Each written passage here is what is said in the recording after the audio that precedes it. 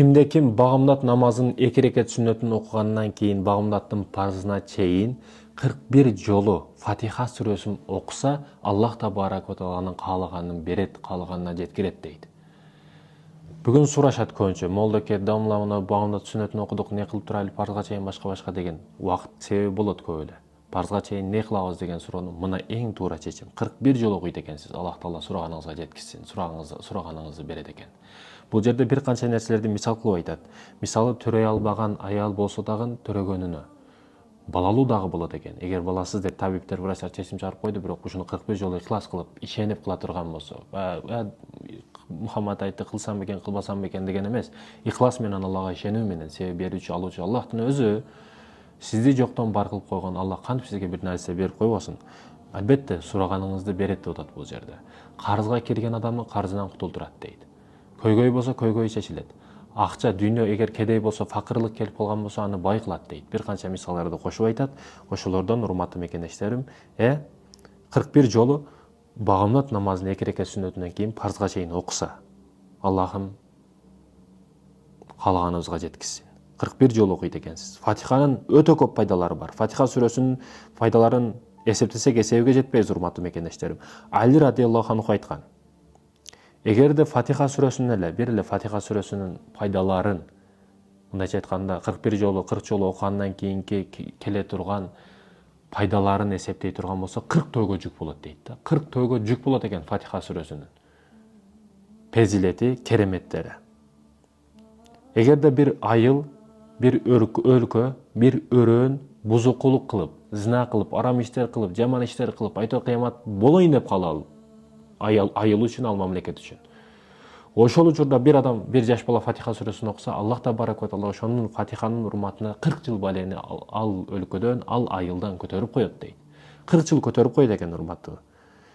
Ошондуктан да Фатиханын безилеттери бузулган коомдон 40 жыл азапты көтөрүп койт экен. Фатиха сүрөсүнүн 1000 көзгө көрүнгөн, 1000 көзгө көрүнбөгөн пайдасы бар. Ошо көзгө көрүнгөн, көрүнбөгөн миңдеген пайдалары бар Фатиха сүрөсү. Ошондуктан да 5 убакыт намазда ар бир рекетте Фатиханы окуйбуз биз мусулмандар. Себеби Фатиханын мааниси, Фатиханын фезилети өтө чоң экен да. Негизи эле пайгамбарыбыз болсо 10 нерсени кайтарат деп айткан. Хадисинде сүрөлөргө мисал оларак Фатиха сүрөсү Аллахтын газабын, Аллахтын ачуусун кайтарат экен. Биздин ачуубуз келсечи, мисалы акылдуу менен акмактын айырмасы, акылдуу аялы менен, семьясы менен кетип атат, балдары менен бирөө ызычуу кылып, желкеси менен тийип бирдеге кылып койду. А бул карап туруп, бир уруп одарып койсо болот. Фигурасы да, күчү да жетип турат. Бирок баягы үн чыкпай турат да. Кечирип коюңуз деп тескерисинде кечирим сурап коет. Ата, сиз коркосузбу? Жок, балам. Бул жерде газапты башкаруу күчтүү. Чыныгы эркек газабын башкарган. Бирөөдөн сурайт го. Бүгүн мага көчөдө келип бирөө тийишти, урган жокмун десе, демек сен эми чыныгы эркек болсуң дейт. Себеби өзүңдү өзүң жеңе билдиң сен дейт да.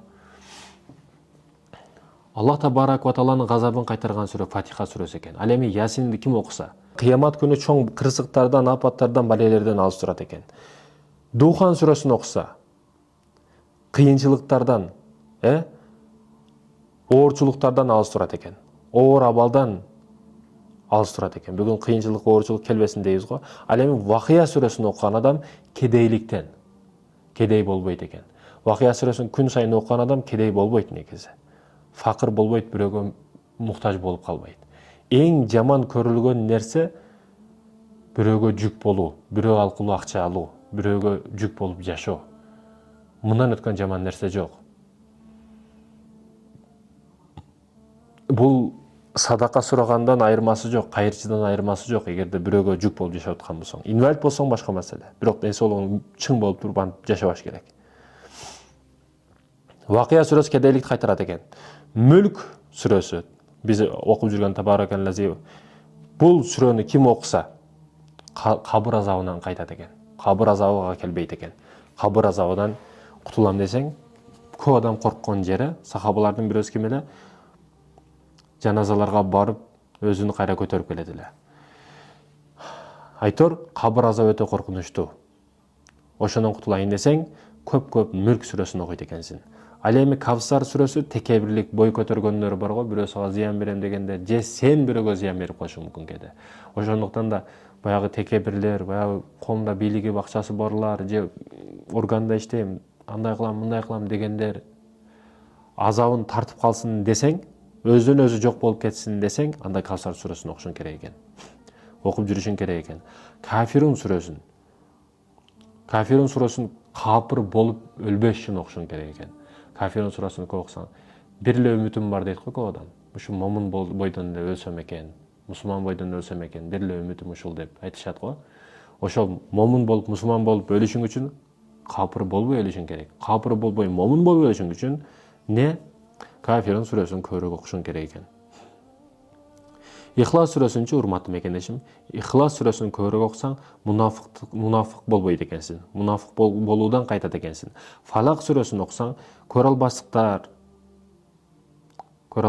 баягы кошунаң бирөөлөр бар го, кошунасы машинада кырсыкка учурап калса сүйүнөт, кубанат. Жакшы болду, туура болду деп. Ошондой көрө албастыктар мага зыяны тийбесин десең, Фалак сүрөсүн көп окуп жүрөт экенсиң. Фалак сүрөсүн окуп жүрүш керек чындыгында. Себеби бирөө чындыгында көзү ачык, бакшы сакшы деп ардекеге барып көрө албастар көп да эми бүгүнкү күндө. Эгерде мисалы сот болсо, бирөөгө чечимди туура чыгарган болсо дагы бул жактагы адам туура эмес чечим чыгар дейт да. Соттордун иши оор да чындыгында. Экинчи тарап сөзсүз наразы болот да. Чечим туура эмес чыгып калды деп айтат да. Себеби чечим негизи туура, бирок экинчи тарап баары наразы болот. Анан көрө басы кылат, душман кылат, өзгөчө органда иштеген, башка иштеген. Ошон үчүн сүрөнү көп окушуңуз керек экен. Көрө албастыктардан сактайт экен. Нас сүрөсү. Бүгүн мен ойлойм, Нас сүрөсүн көп окушубуз керек. Себеби адамдарда тынчтык жок да. Жүрөккө тынчтык, көңүлгө тынчтык берүүчү сүрө бул Нас сүрөсү экен. Көп окушубуз керек экен. Бүгүн адамдар карасаңыз бир нерсе жетпегендей да. Ар бир адамда ушундай. Көйгөй маселеси бар, бир нерсе жетпегендей тынчсызданып жүрөт. Ошо тынчтыкты бере турган сүрө Нас сүрөсү экен. Урматтуу мекендештерим, айттым бул сүрөлөрдү. Андан кийин сөз турду баягы айтылган маселе 41 жолу окусаңыз Фатиха сүрөсүн. Фатихада өтө көп пайдалар бар, урматтуу мекендешим. Алланын газабын кайтарат экен, жана айткандай 1000 көзгө көрүнгөн, 1000 көзгө көрүнбөгөн пайдалары бар экен. Ошондуктан Фатиха сүрөсүн көп окуйлу. Кыска эле сүрө, алхамдулиллах роббил аламин ва дуалин. Кыска эле сүрөлөр, Нас Фалактагы кыска сүрөлөр. Көп окуганга аракет кылайлы, урматтуу мекендештерим.